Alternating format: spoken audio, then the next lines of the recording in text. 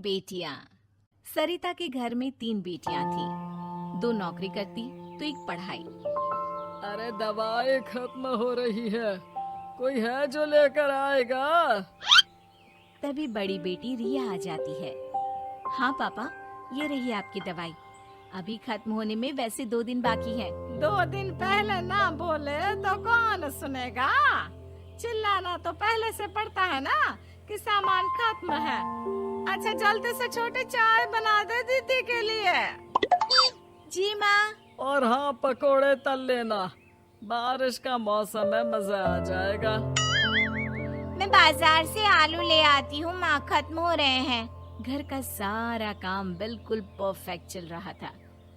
दोनों बेटियां पढ़ाई के बाद नौकरी कर रही थी और छोटी पढ़ाई, पिता की पेंशन और अपना मकान। लेकिन पास की कमला चाची। और रियासिया की माँ, तुम लोगों को कितने सालों से देख रही हूँ, परेशान ही देखा। भगवान एक बेटा दे देता तो। अब किसी जन्म का कर्म खराब रहा होगा चाची, जो लड़का नहीं हुआ। वैसे काश एक लड़का हो जाता। पास छोटी बैठकर पढ़ रही थी। वो माँ की बात सुनकर किताब बंद कर देती है और खिड़की में खड़ी हो जाती है। खिड़की के बाहर रवि, जो कि पास ही में रहता है। अरे छुटकी, क्या सारा दिन किताब में नजर गड़ाई रहती है? मैं नकल करना सिखा दूंगा, तू आराम से पास हो जाएगी। आजा, चलना, सब बाहर खेल रहे हैं। तू तो लड़का है, फिर पढ़ता क्यों नहीं? तेरे सर पर तो माँ पिता की जिम्मेदारी भी है ना? कैसी बात कर रही है यार? जिम्मेदारी मेरी नहीं, पिता की है। पिता की क्या जिम्मेदारी, बता। देख, माता पिता लड़की की शादी के लिए पैसा जमा करते हैं, उसकी शादी कराते हैं, उसे पढ़ाते भी है ना? हाँ, वो तो सभी माता पिता करते हैं। क्या लड़की की शादी नहीं करते? उसकी भी तो करते हैं ना? हाँ करते हैं, लेकिन क्यों, कैसे? सुन, वो लड़के को पढ़ाते हैं इसलिए कि वो बुढ़ापे का सहारा बनेगा। शादी करते हैं कि उसकी बीवी आकर घर संभालेगी। लेकिन बेटियों के लिए कोई स्वार्थ होता है? नहीं ना। तभी तो पैदा होते ही मुंह बन जाता है। अब तू सोच, तू किसी के घर जाए और वो तुझे देखकर मुंह बना ले तो कैसा लगेगा? वो तो पागल होते हैं। बेटियां जीवन भर माँ बाप के लिए सोच ले, लेकिन फिर भी वो उसे अपना नहीं मानते। बेटे दिन रात निखट्टू बने रहे, लेकिन उम्मीद उन लोगों से फिर भी बहुत होती है ना? चल छोड़ना, तू ये बता कि किस जिम्मेदारी की बात कर रहा था तू पिता की? अरे यही कि अगर बेटे को बुढ़ापे का सहारा और रिटर्न के रूप में देख रहे हैं, तो इन्वेस्ट भी तो अच्छा करना चाहिए ना। छुटकी समझ जाती है कि समाज की सोच क्या है और चाहे जो हो जाए उसे किताब बंद नहीं करनी। तभी वहाँ बड़ी बेटी आ जाती है। माँ, अरे ओ माँ, ये ले मिठाई खा ले। क्या हो गया? लड़का पसंद आ गया क्या कोई? भैया ऐसा हो तो मिठाई ना ही खिला, चली जाएगी तो घर कैसे चलेगा? अरे लड़की को क्या जीवन भर बिठाने का इरादा है? तू बता बेटी, किस चीज की मिठाई खिला रही है? क्या हो गया? अरे पापा, आपको पता है ना, जिस डॉक्टर के अंडर में मैं काम कर रही थी, उन लोगों ने मेरे काम को देखते हुए मेरी स्कॉलरशिप पास करवा दी है। अब अस्पताल में ही क्लास चला करेगी, आगे की पढ़ाई भी और पैसे की कमाई भी। ये तो अच्छी बात है। तू पढ़ जाएगी तो छोटे को भी अपनी राह लगा लेना। बाकी मछली तो वैसे ही ऑलराउंडर है। तीनों बेटियों के बाद भी उन लोगों के घर किसी चीज की कमी नहीं थी। पापा, ये लीजिए कार की चाबी, मैंने आपके लिए कार ली है। अब आप कहीं भी जाएं तो अपनी कार से जाइएगा। अरे क्या जरूरत थी? जितना खर्च करोगी दहेज मांगने वालों के मुंह भी उतने ही खुल जाएंगे।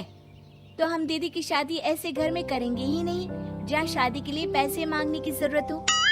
अरे जो खुद खड़ा नहीं होगा वो हम लोगों के कंधे में क्यों शादी करेगा? क्यों पापा? अरे शादी में तो दहेज मैंने भी लिया था, तो क्या मैं तेरी माँ के कंधे पर हूँ? खुद की पेंशन है, बेटियां कमा रही हैं, मजे हैं। बस एक मलाल है कि बेटा नहीं हुआ। पापा, जब आपने बोला कि मजे हैं, मैं तभी समझ गई थी कि अगली लाइन में आप यही बोलेंगे कि मलाल है। कोई बात नहीं पापा, फिलहाल आप ये कार लेकर घुमाओ। माँ, तुम भी जाओ पापा के साथ। दोनों पति पत्नी बेटी की दी गई गिफ्ट कार में बैठकर घूमने निकल रहे थे कि पड़ोसी बोल पड़ता है। अरे भाई साहब, नई कार, यहाँ तो साइकिल भी बेचने की नौबत है। नजर ना लगाइए भाई साहब, जीवन में कार का सपना पूरा होना हम लोगों के लिए तो बहुत बड़ी बात है। हाँ हाँ, लाखों की कार हम हजारों की कमाई वालों के लिए कहाँ मुमकिन थी, ऊपर से तब जब कोई बेटा भी नहीं है। वैसे भाई साहब, आपकी साइकिल बिक क्यों रही है? भगवान की दुआ से तो आपके 4 लड़के हैं। हाँ हाँ, आपको तो हेलीकॉप्टर से घूमना चाहिए। और खाक हेलीकॉप्टर भाई साहब, अब क्या छुपाना, 2 लड़के तो कुछ कमाते ही नहीं, सारा दिन टीवी मोबाइल में लगे रहते हैं। और बड़े 2 जो किसी तरह जिम्मेदार बने भी हैं, बहू के कहने पर 1 पैसा हम लोगों को नहीं देते, ना इज्जत है ना मान सम्मान। हाँ भाई साहब, भाभी बता रही थी, बहू के होते हुए भी नौकरानी की तरह सारा दिन लगी रहती है घर के कामों में। आप किस्मत वाले हैं भाई साहब, जो बेटियां घर के साथ साथ बाहर का काम भी पूरी जिम्मेदारी से संभाल रही हैं। हाँ वो तो है, लेकिन कब तक? एक ना एक दिन तो ससुराल निकल जाएंगी, फिर तो वही हम दोनों और वही पेंशन। आप लोग भी कौन सा संजीवनी बूटी खा कर आए हैं। चलिए चलिए जाइए, नई कार का मजा लीजिए। अच्छा ऐसा करते हैं, मेरी बहन के घर चलते हैं, काफी वक्त हो गया है मिले। दोनों बहन के घर जाते हैं, जहाँ उसकी बहन और उसका पति बैठकर चाय पी रहे होते हैं। अरे भाई भाभी, आज रास्ता कैसे भूल गए आप लोग? अरे हम तो फिर भी भूल गए, तुम तो कभी नहीं आते हमारे घर। अरे कोई आने का साधन भी नहीं है ना, अब बस से आना हम लोगों के बस की बात तो रही नहीं भाई। अरे दे 2 कार थी, आप लोगों की कहाँ गई? भाभी वो तो जिसकी थी वो ले गया।